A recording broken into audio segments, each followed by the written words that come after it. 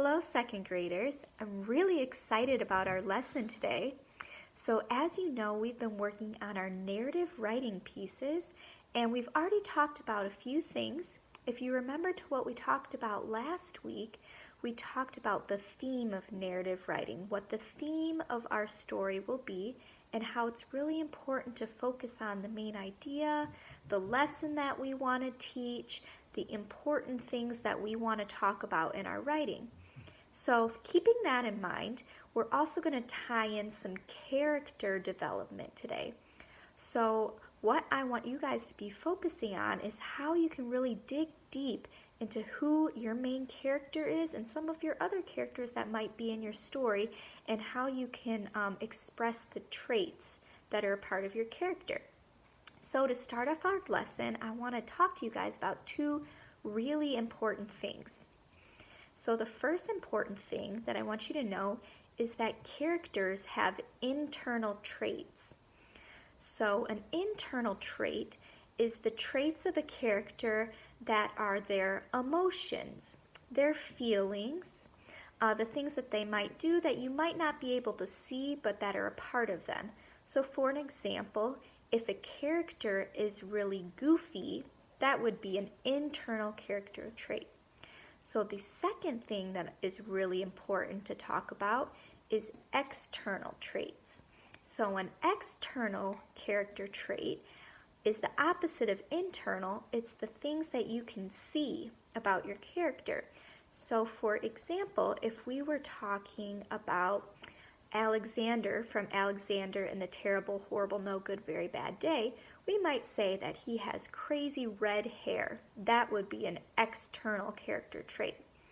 So keeping those in mind, what we're going to do next is read a little bit from this mentor text that I got from the library, and we're going to talk about our main character. Now this book is titled Alexander and the Wind-Up Mouse. So I'm going to read it aloud, and I want you guys to be thinking about what we learn about Alexander. So that way when we finish the story, we'll go back through and we'll talk about some of the external and internal character traits of Alexander. All right, so get comfy, we're going to read. Alexander and the Wind-Up Mouse by Leo Lionni.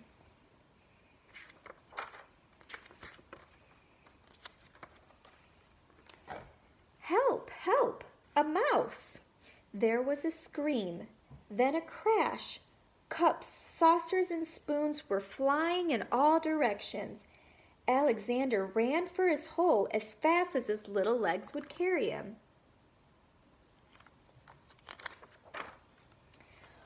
All Alexander wanted was a few crumbs, and yet every time they saw him, they would scream for help or chase him with a broom.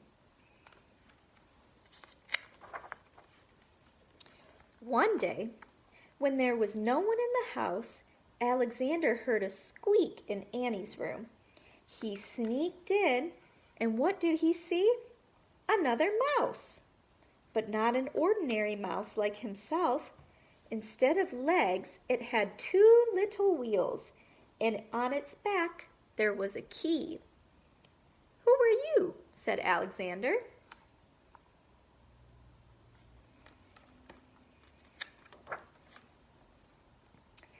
"I am Willie, the wind-up mouse, Annie's favorite toy.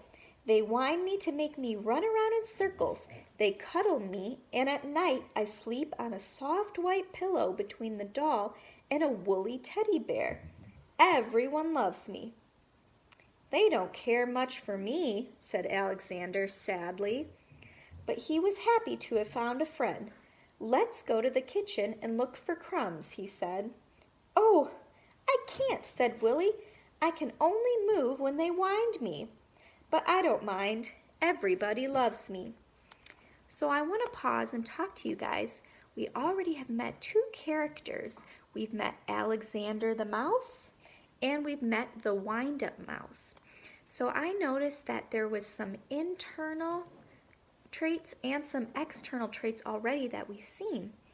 For the wind-up mouse, it told us that he has little wheels, he has a wind on his back, and for Alexander, some internal traits We can tell that Alexander is a little bit sad because the family doesn't like him. So that might be something that would describe the internal trait of Alexander the mouse. Let's keep reading.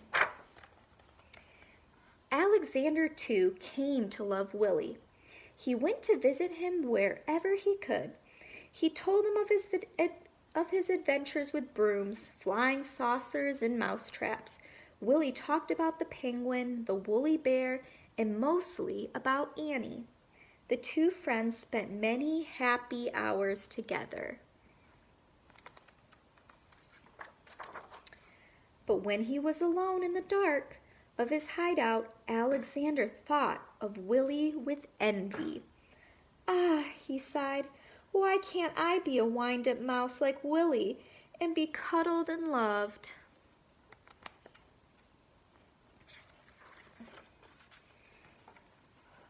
One day, Willie told a strange story. "I've heard," he whispered mysteriously, "that in the garden at the end of the pebble path, close to the blackberry bush, there lives a magic lizard who can change one animal into another." "Do you mean," said Alexander, "that he could change me into a wind-up mouse like you?"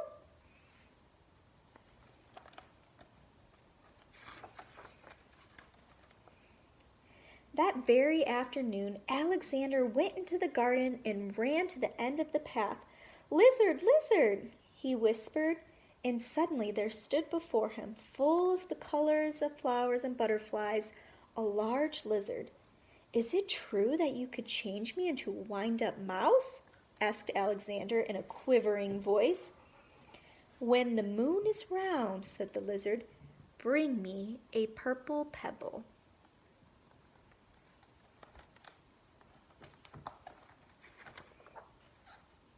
For days and days, Alexander searched the garden for a purple pebble. In vain.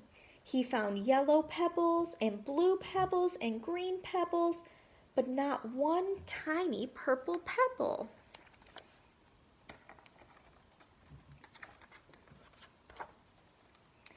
At last, tired and hungry, he returned to the house.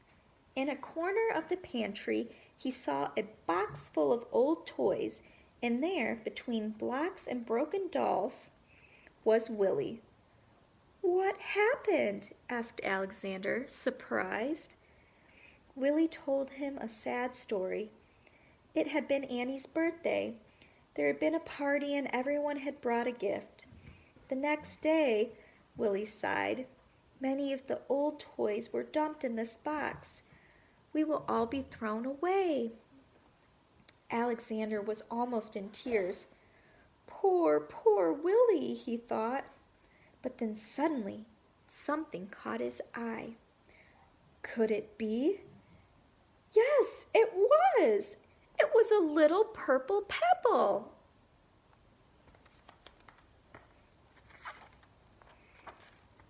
All excited, he ran to the garden, the precious pebble tight in his arms. There was a full moon. Out of breath, Alexander stopped near the blackberry bush. "Lizard, lizard in the bush," he called quickly. The leaves rustled, and there stood the lizard. "The moon is round, the pebble found," said the lizard.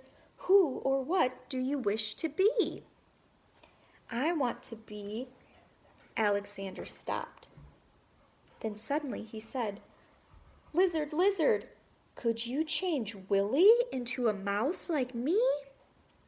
The lizard blinked. There was a blinding light, and then all was quiet.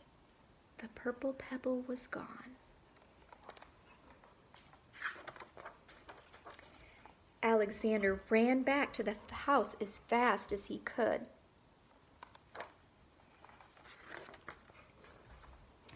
The box was there, but at last it was empty. Too late, he thought, and with a heavy heart he went to his hole in the baseboard. Something squeaked. Cautiously, Alexander moved closer to the hole. There was a mouse inside. "Who are you?" asked Alexander, a little frightened. My name is Willie, said the mouse. Willie, cried Alexander. The lizard did it. He hugged Willie and then ran to the garden path, and there they danced till dawn. The end. All right, so on our board up here, we would write some character traits about Alexander and Willie. So right now, I'm kind of thinking of some things that we might have learned about Alexander. By the end of the story, we learned that he was a very generous mouse, right? He gave up his pebble wish to his friend Willie. So that would be an important internal trait to include for Alexander. So now that we've thought about some character traits, you are going to get into your partner groups and you are going to pull up your rough draft that you've been working on for your narrative writing, and you are going to come up with some traits that might be good to include for your character, some internal and some external traits. For example, I have some note cards here that we can use. Let's say that I'm writing my narrative story about a character named Sally who goes to the zoo. And I'm thinking, okay, Sally, I know that she's going to be a girl. That's an external trait. But I can even go further with that. What are some things that I could maybe include about how Sally looks? Maybe Sally has curly blonde hair.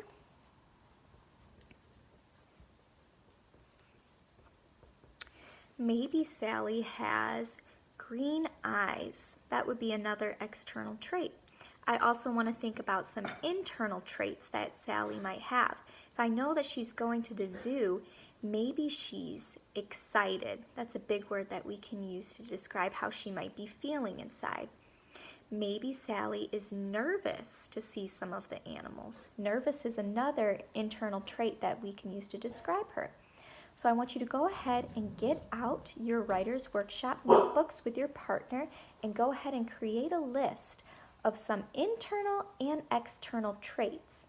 And then once you're done with that, you'll come and you and your partner will come in conference with me, and then we will put some of these things together in a foldable that we'll be able to use for our final narrative piece. So go ahead and get writing.